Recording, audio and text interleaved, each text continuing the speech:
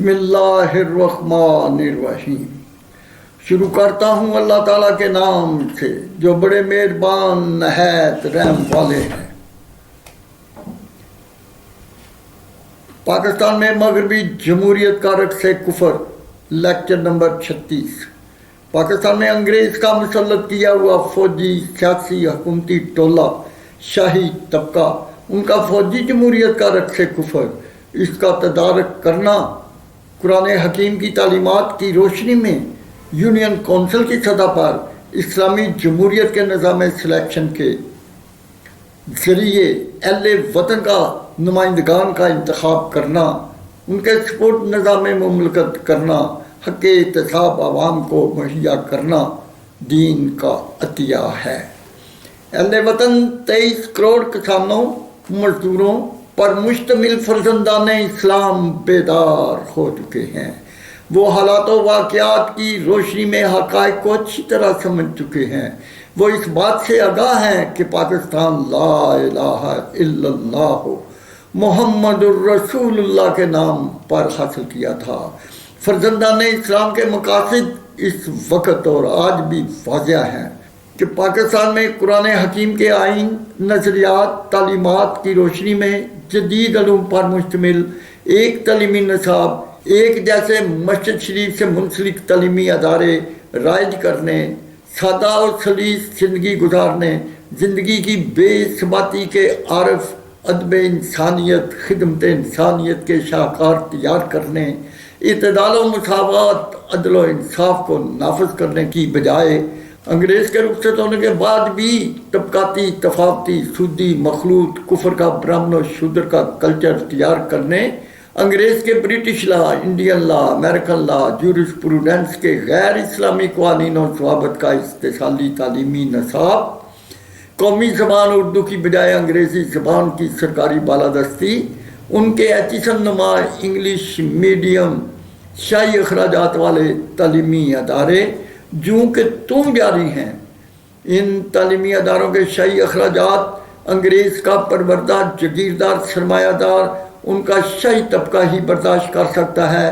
ان شاہی اخراجات والے تعلیمی اداروں سے کار سرکار چلانے کے لیے حکومتی ٹولہ، افسر شاہی، فوج شاہی، منصب شاہی کے انگریزی زبان کے کفر کے اسکالر تیار ہوتے آ رہے ہیں جو اسلامی تہذیب کو کچلتے جا رہے ہیں۔ ان اداروں پر آج بھی ان کی اجارہ داری جاری ہے۔ 23 کروڑ فرزندان اسلام کے 70% کسانوں، 29% مزدوروں، ان کی نسلوں کے پیدا کردہ وسائل، خزائن، زر مبادلہ، ہر قسم کی پیداوار، خام مال، ہر قسم کی تعمیرات، شاہی ایوان، شاہی ادارے، شاہی پیلس، سرے محل، رائیونڈ ہاؤس، بنی گالا ہاؤس، لال حویلیاں، ان کی افسر شاہی کی سرکاری کالونیاں، ملک ملک، شہر شہر، ان کے شیش محل، کھربوں روپے کے سرکاری پلاٹوں، بیرونی ممالک ان کی جائیدادوں، ان کے تجارتی اداروں، کاروباروں سے معروم ان کے 16 لاکھ سرکاری لاتعداد پرائیویٹ گاڑیوں کے پٹرول کے بجٹ کی ان سے تفصیل پوچھنا ایک ظلم عظیم بن چکا ہے۔ وزیر اعظم اور فوجی کمانڈر صاحبان، آپ کی غاصب افسر شاہی، فوج شاہی، منصب شاہی کے شاہی طبقہ، آپ کی سرکاری غیر سرکاری قیمتی گاڑیوں کے لوہے کو مٹی بنانا، پٹرول کو دھواں بنانا کون ختم کرے گا؟ 23 کروڑ اہل وطن کسانوں، مزدوروں، ان کے NRO کے مجرم حکومتی ٹولہ شاہی طبقہ کو سزا کون دے گا؟ مغرب کی طرح پبلک ٹرانسپورٹ کون مہیا کرے گا؟ ان کے وسائل، خزائن، زر مبادلہ بالجبر لوٹنے کو کون بند کرے گا؟ ملکی بینک ہضم کرنے، IMF سے قرض لینے اور ان کی لوٹ مار کو کون روکے گا؟ 7 لاکھ فوجی سپاہ، اس کے علاوہ لاکھوں رینجر، پولیس کی سپاہ جو 70% کسانوں، 29% مزدوروں کے نیچ طبقہ کی شودر اولادیں ہیں جن کی بیوی بچے ماں باپ بہن بھائی جو دیہاتوں یا شہروں میں بھوک ننگ سے دوچار، ادویات اسپتالوں کی بنیادی ضروریات سے محروم، تعلیمی اداروں حکومتی ایوانوں حکومتی اداروں سے محروم کرنے والے مجرم کون ہیں؟ افسر شاہی کے غلام محمد گورنر جنرل سے فوجی کمانڈر سکندر مرزا، فوجی چیف کمانڈر ایوب خان نے بالجبر استعفیٰ لیا اور برطانیہ علاج کے لیے بھیج دیا۔ اس کے بعد فوجی کمانڈر سکندر مرزا کو گورنر جنرل بنا دیا، جو 1954 تا 1958 تک ملک پر مسلط رہا۔ 1958 کو فوجی چیف کمانڈر ایوب خان نے مارشل لا لگایا۔ سکندر مرزا گورنر جنرل سے زبردستی استعفیٰ لیا، ملک بدر کر دیا۔ وفات کے بعد وہ ایران میں دفن ہوا۔ فوجی ڈکٹیٹر ایوب خان نے 1958 تا 1970 تک مارشل لا کی گن پوائنٹ پر حکمرانی کی۔ کیا پاکستان افسر شاہی کے غلام محمد، فوج شاہی کے سکندر مرزا، فوجی ڈکٹیٹر ایوب خان، یحییٰ خان جیسے انگریز کی سرکاری کلبوں کے شرابی زانی طبقہ کی حکمرانی کے لیے پاکستان بنایا تھا؟ کیا فوجی ڈکٹیٹر ایوب خان کی زیر کمانڈ وزیر اعظم لیاقت علی خان کو شہید کرنے، 6 وزیر اعظم کو 1951 تا 1958 تک ان کی حکومتوں کو ختم کرنے، ان کو سیاست سے بلیک لسٹ کرنے کے لیے پاکستان بنایا تھا؟ جب عوام اس کے ظلم و جبر کے خلاف اٹھ کھڑے ہوئے تو ایوب خان نے اپنی جان بچانے کے لیے حکومت دوسرے فوجی ڈکٹیٹر یحییٰ خان، جو شراب و زنا کی شہرت کا مالک تھا، کے سپرد کر دی۔ انہوں نے مسٹر بھٹو کی پیپل پارٹی کو جنم دیا۔ الیکشن ہوئے، مشرقی پاکستان کے عوامی لیگ کے مجیب الرحمان کے ممبران کی تعداد مسٹر بھٹو کے ممبران سے زیادہ تھی۔ حکومت بنانا اس کا حق تھا جو نہ دیا گیا۔ مشرقی پاکستان کی عوام نے احتجاج کیا، فوجی ڈکٹیٹر نے اس احتجاج کو ختم کرنے کے لیے فوج کشی کا حکم دے دیا۔ عوام اور فوج کا قتال جاری ہو گیا۔ انڈیا نے مداخلت کی، ان کے حکم کے تحت 90,000 سپاہ نے انڈیا کی فوج کے سامنے ہتھیار ڈال دیے، ملک 2 لخت کر دیا۔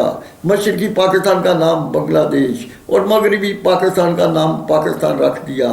نہ فوجی ڈکٹیٹر ایوب خان، یحییٰ خان، نہ پیپل پارٹی کے مسٹر بھٹو جیسے شرابی، زانی، ملک 2 لخت کرنے والے مجرموں کے خلاف آج تک کوئی کیس دائر کیا، نہ ان کو کوئی سزا دی گئی۔ پاکستان کو 2 لخت کرنے کی ابتدا اس وقت کی گئی جب افسر شاہی کے غلام محمد کو گورنر جنرل بنایا گیا۔ اس کے بعد ملک 2 لخت کرنے کا فروغ اس وقت دیا گیا جب فوجی کمانڈر سکندر مرزا کو گورنر جنرل پاکستان بنا دیا۔ اس کے بعد ملک 2 لخت کرنے کو پروان اس وقت چڑھایا گیا جب فوجی چیف کمانڈر ایوب خان نے 1958 کو مارشل لا لگایا اور پاکستان کو فوجی ڈکٹیٹر کی ذاتی ریاست بنایا۔ 1951 تا 1958 تک افسر شاہی کے غلام محمد، فوج شاہی کے سکندر مرزا کو گورنر جنرل بنا کر پاکستان میں فوجی جمہوریت کو جنم دیا۔ 1 وزیر اعظم کو قتل، 6 وزیر اعظم کی حکومتوں کو بلا جواز ختم اور سیاست سے بلیک لسٹ کرتا رہا۔ فوجی کمانڈر ایوب خان 1958 تا 1970 تک مارشل لا لگا کر لا الہ الا اللہ محمد الرسول اللہ کی اسلامی جمہوریت، اسلامی مملکت کی بجائے فوج کی جڑیں مضبوط اور کفر کے نظام حکومت کا سیاسی ٹولہ ان کا رقص کفر کو پروان چڑھاتا رہا۔ یہ سلسلہ مجرمہ آج تک جاری ہے۔ عزیزم عمران خان، آپ نے اہل وطن کو شہر مدینہ جیسی ریاست کا شعور دے کر عوام کو بیدار کر دیا ہے۔ وہ اپنے وسائل خزائن کی حفاظت کریں گے اور کرنا جانتے ہیں۔ اگر آپ بھوکے ننگے عوام کو تحفظ نہیں دے سکتے تو وہ آج خود ان مجرموں کے سرے محل رائیونڈ ہاؤس، شاہی پیلس، بنی گالا ہاؤس، 64% انگریز کی بخشش کی ہوئی جگیروں، بینکوں میں پڑی ہوئی دولت، تجارتی اداروں ان کی قیمتی گاڑیوں کو بل جبر چھیننے، 51% حقوق نسواں کے نام پر حکومتی ٹولہ شہری طبقہ کی مزدورات کو حکومتی ایوانوں سے فارغ کرنا، دین و دنیا لوٹنے والے رازنوں اور این آر او کے مجرموں کا قتال کرنے کا حق رکھتے ہیں۔ اگر آپ نے اس طبقاتی تفاوتی استحصالی کلچر کا تدارک نہ کیا تو عوام ان کا قتال جاری کر دیں گے۔ یا اللہ اہل وطن کو ان مجرموں سے نجات عطا فرما، آمین۔